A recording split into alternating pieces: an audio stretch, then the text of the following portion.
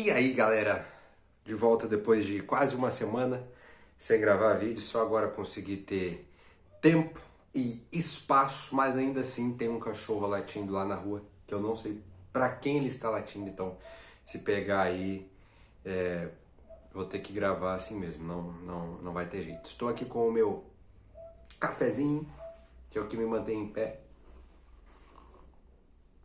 e ao longo do vídeo vou tomando ele aqui, porque eu acabei de colocar e não quero deixar ele esfriar. Tema bastante polêmico, né? Eu acho que a gente tem que tirar toda a mística que tem ao entorno desse tema, acho que a gente tem que ter mais liberdade para falar sobre esse e outros assuntos. Abri o meu coração, derramei aqui um pouquinho da minha vida falando acerca da pornografia no vídeo passado, e hoje trago mais um tema que é delicado, que gera muito tá na moda, né? Gera muito cancelamento ao redor, mas tem que ser falado, tem que ser posicionado. E se a gente não falar, outras pessoas falarão, né?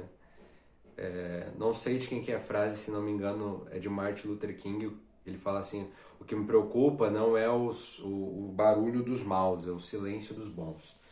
Então, vamos trazer aqui, vou tentar elucidar da melhor maneira possível acerca desse assunto. Porque tanto por parte de não crentes quanto por parte de crentes você vê muita coisa maldita, maldita no sentido de mal falada, né? Muita coisa mal falada, enfim, muitos malabarismos, sendo que na verdade é algo simples. Olha, homossexualidade em si, ela é pecado. O ato da homossexualidade, ela é pecado, tá? Então, eu vejo alguns malabarismos teológicos para tentar ressignificar alguns textos de Levítico, textos de Paulo. Cara, não existe isso, tá? A Bíblia é clara em relação a esse assunto, e ele é um pecado como qualquer outro. Grande problema que eu vejo é nós colocarmos esse pecado em um pedestal, como se ele fosse pior do que outros. Sendo que, na verdade, alguém que tem de lidar com a sua homossexualidade, né? Ele tá tão sujeito à carne quanto um heterossexual que trai a esposa ou que é viciado em pornografia, porque esse heterossexual não sabe lidar com a sua heterossexualidade, entendeu? Da mesma forma, o homossexual que tenta ali lutar contra a própria carne,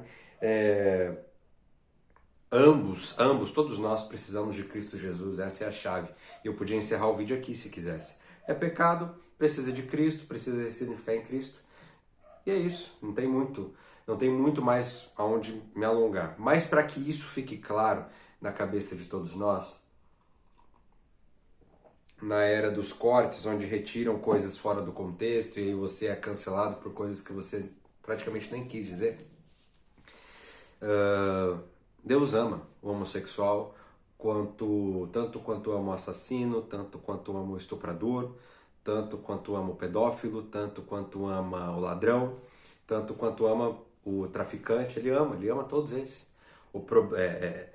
A grande sacada é que Deus ele ama o pecador e ele odeia o pecado.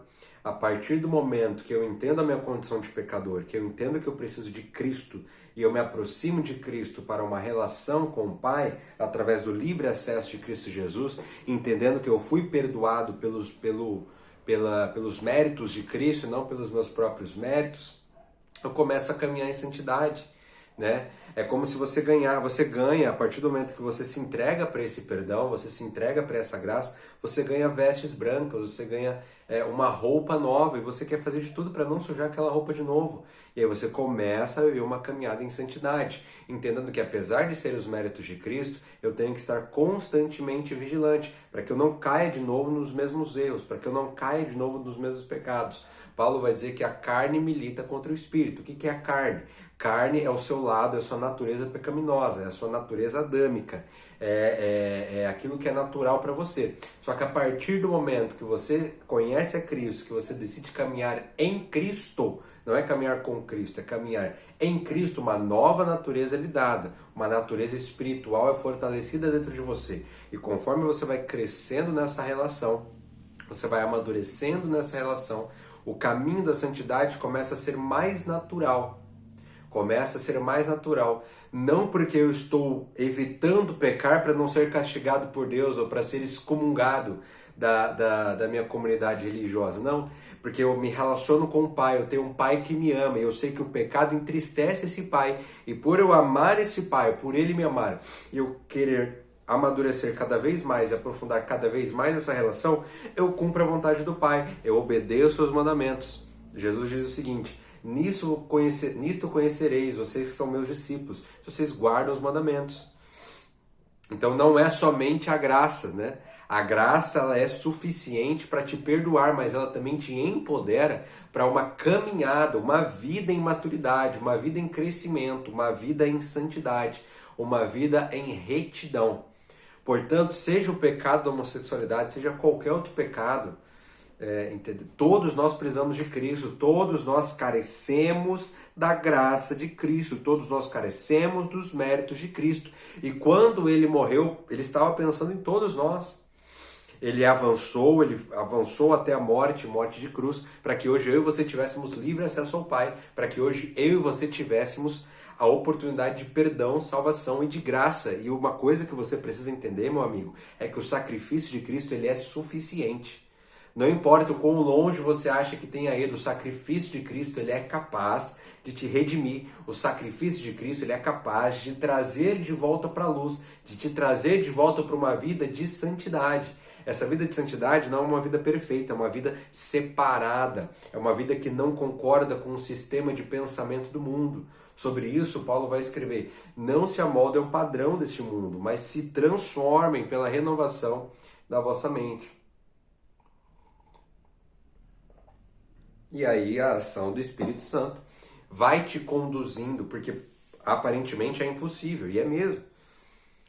Pelo nosso próprio esforço é impossível.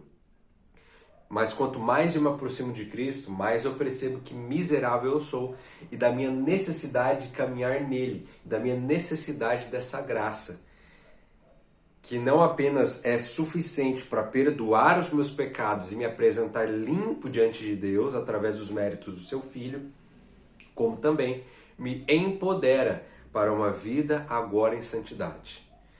Já caminhando para o final do vídeo, é pecado qualquer malabarismo teológico para tentar ressignificar alguns textos, mas o homossexual, você que tem essa dificuldade, você que tem esse pecado, como eu também tenho os meus, eu também tenho as minhas dificuldades, eu sou tão necessitado de Cristo quanto você.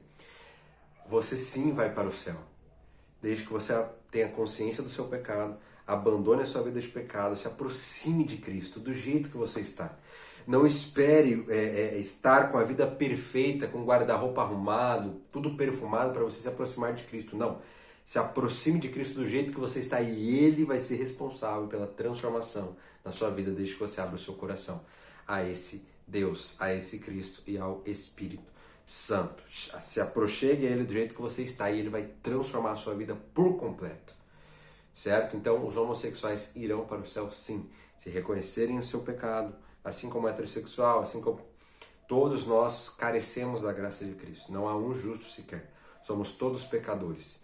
É errado quem coloca esse pecado no pedestal e também é errado quem tenta despecanizar algo que é muito claro nas Escrituras, certo? O plano de Deus ele sempre foi para a nossa plenitude e felicidade. Quanto mais eu me adequo, quanto mais eu decido viver este plano de Deus mais pleno, maduro, feliz, eu vou me tornar, entendendo que Deus é Pai. E sendo um Pai, Ele tem os seus filhos. Os seus filhos somos nós. Nós somos filhos de Deus não por nossos próprios méritos, mas pelo Filho primogênito, né? Pelo primogênito de toda a criação, que é Jesus Cristo. E esse Pai nos convida para um banquete de graça e amor, à sua mesa. Aonde neste banquete, onde nessa mesa é trabalhada a minha identidade, trabalhada a vontade que Ele tem para mim. E o poder de Deus é manifesto nesses milagres, nessas coisas. Então, fique em paz, se aproxime de Cristo, reconheça o seu pecado. E aí você vai ter dias aí muito, muito felizes, de muita plenitude, muito significado, de muita revelação da vontade do Pai para a sua vida. Um abraço e até o próximo vídeo.